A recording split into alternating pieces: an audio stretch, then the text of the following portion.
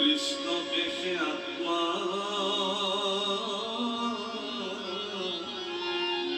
ঈশ্বৰ বলিয়া ও ধৰিছে যিটো ভকতে তাকে সে পৰম সুহৃদ বুলিয়া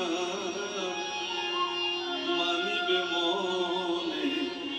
সততে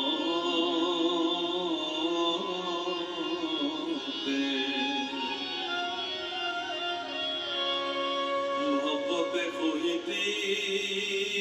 একৰি প্ৰীতি কৰিয়াই পত্ৰ সংগে কৰিব আলাপ দূৰ হইবে পাপ গাইব হৰি গুণ ৰঙে।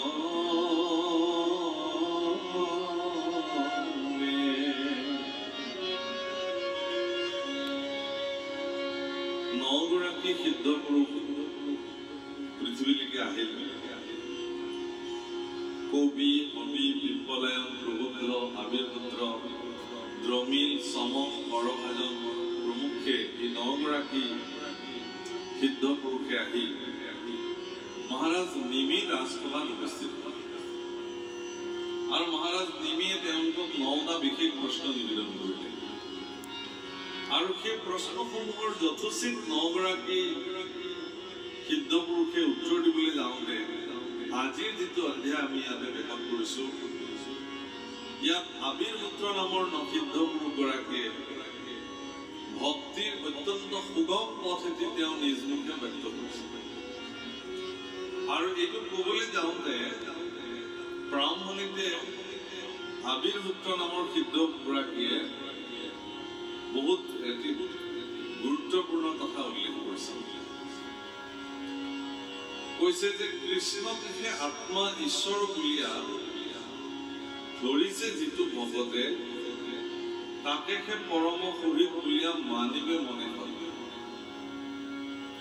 ভগৱান কৃষ্ণকে আত্মা বুলি মানি যিজনে ল'ব পাৰিছে সেইগৰাকী ভকতকহে ভকত বুলি মানিব পৰা যায়।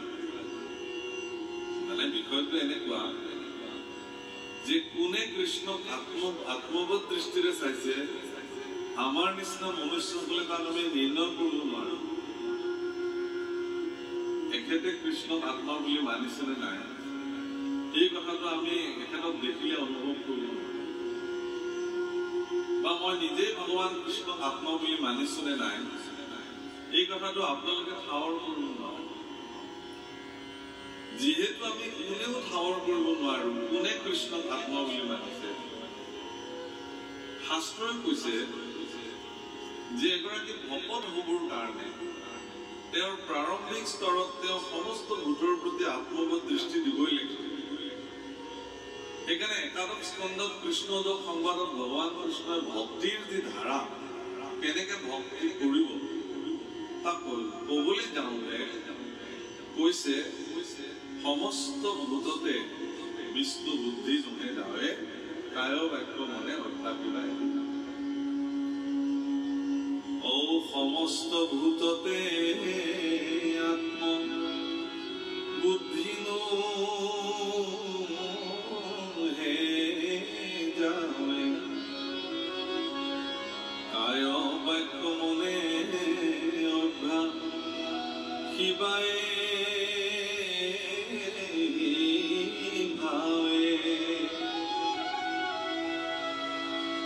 সমস্ত ভূতৰ প্ৰতি যেতিয়ালৈকে বিষ্ণু বুদ্ধি জ্ঞান নহয়